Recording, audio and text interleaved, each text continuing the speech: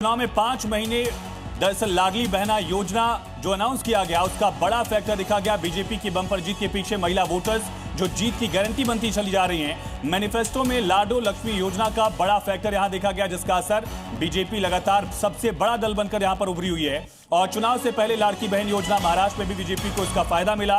बिहार विधानसभा चुनाव में भी इसी तरह से इसका फायदा अब मिलता हुआ दिख रहा है। महिला वोटर्स जिससे तमाम राज्यों में दरअसल बीजेपी गठबंधन को फायदा दिया। अगर झारखंड छोड़ दे, झारखंड में दरअसल इंडिया अलायंस को इसका फायदा मिला था, बाकी तमाम राज्यों में इसका फायदा एनडीए को मिला है। और रुझानों में एनडीए 189 सीटों पर लगातार आगे चल रही है। बिहार में एनडीए की बढ़त लगातार बनी हुई है।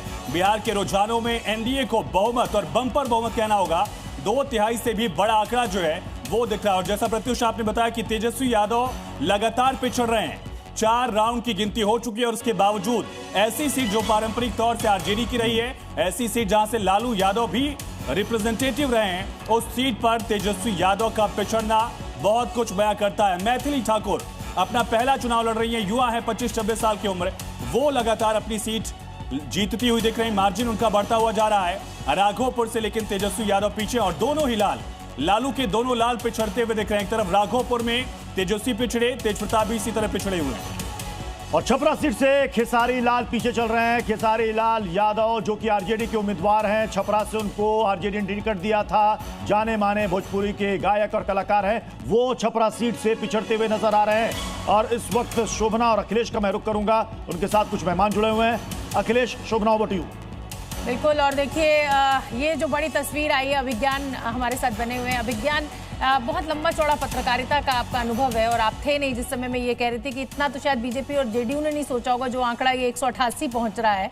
लेकिन मैं इसमें आपसे ये समझना चाहूंगी कि सबसे बड़ा फैक्टर इसमें आप क्या देख रहे हैं अगर ये ऐसी लैंडस्लाइड विक्ट्री यहाँ पर एनडीए को मिल रही है? एक पैटर्न बिल्कुल क्लियर होता जा रहा है। 2 चीजों की याद दिलाऊंगा। हमने वो समय देखा जब कहा जाता था कि सरकारें रिपीट नहीं होती, ठीक है, एंटी इनकम्बेंसी की इम्पैक्टफुल होती है। फिर वो पीरियड आया कि सरकारें रिपीट होने लगी। फिर वो भी पीरियड इंडियन पॉलिटिक्स ने देखा जहां पर टाइट इलेक्शंस होते थे, कोएलिशन गवर्नमेंट्स होती थी और किसी एक की सरकार नहीं बन पाती थी, जब बनती थी तो डुलमुल करके गिर जाती थी। अब जो फेज में देख रहा हूं इंडियन पॉलिटिक्स का, वो बड़ा क्लियर है कि सर्टेन इलेक्शंस ये बता रहे हैं कि लोग एकदम मन बना के वन साइडेड वोट डाल रहे हैं। अगर उनको एक्स को जिताना है तो वो पूर्णतः ये इंश्योर कर रहे हैं कि हाँ वो एक्स जीत जाए और इस कदर जीत जाए कि किसी और का कोई मौका कहीं उसके आसपास आने का नहीं लगे। तो इतना डिसाइसिव पैटर्न जो है वो और क्लियर होता जा रहा है। जबकि इसमें एक्सेप्शन है, लोकसभा में ऐसा नहीं हुआ। आपने लोकसभा में नहीं दी मेजॉरिटी बीजेपी और एनडीए को, सॉरी बीजेपी को। तो पॉइंट ये है कि वो 300 और 400 पार का नारा लगाए थे, लेकिन स्टेट इलेक्शंस में एक localised Indian socio political system का पैटर्न इमर्ज कर रहा है। ठीक है, ये आपको एक नया पैटर्न बिल्कुल क्लियर कर रहे हैं कि हाँ हम इनको वोट देंगे तो इनको ही वोट देंगे। कांग्रेस की प्रवक्ता निगत अब्बास भी हमारे साथ है, जरा उनके पास चल लेते हैं। निगत, मेरा सवाल थोड़ा अलग हटके है। अभी थोड़ी देर पहले खबर हम दिखा भी रहे थे दर्शकों को कि कई जगहों पर फ्रेंडली फाइट का आप लोगों को नुकसान हुआ है महागठबंधन को। जब फ्रेंड है तो फाइट क्यों? क्या मतलब इसका? फ्रेंडली फाइट तो मैं समझ ही नहीं पा रहा हूं।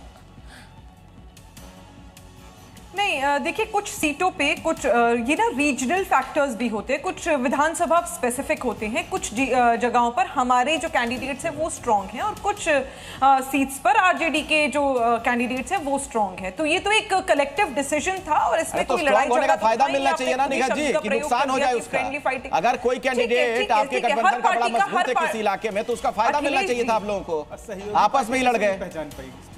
अखिलेश जी, सबका अपनी पार्टी का एक तरीका होता है चुनाव लड़ने का। हो सकता है कि एक चैनल में एक एंकर बदल लीजिए, आप पर उसका मतलब ये थोड़ी ना कि आप बदल लीजिए के साथ मिलकर आप लड़ना। अगर आप नहीं तो चलिए आप तो बदल लीजिए तरीका अपने लड़ने का चुनाव, अगर आपको लग रहा है कि हर पार्टी का एक तरीका होता है। कुछ श्रीवास्तव जी कुछ कहना चाह रहे जी? मैं ये कह रहा हूँ कि ये पूरी जीत जैसे बिहार में आमतौर पर होता है कि जो एरिया वाइज कुछ चीजें बढ़ जाती हैं पिछले चुनाव में भी देखा गया था, मगध में भारतीय जनता पार्टी बुरी तरीके से हार रही थी, सीमांचल में भी उतना वो नहीं था। लेकिन इस बार ये आलम है कि सभी 7 क्षेत्रों में भारतीय जनता पार्टी, और मगध में तो 41 सीटें उसके पास हैं, जबकि दूसरे के पास में 6-7 सीटें हैं।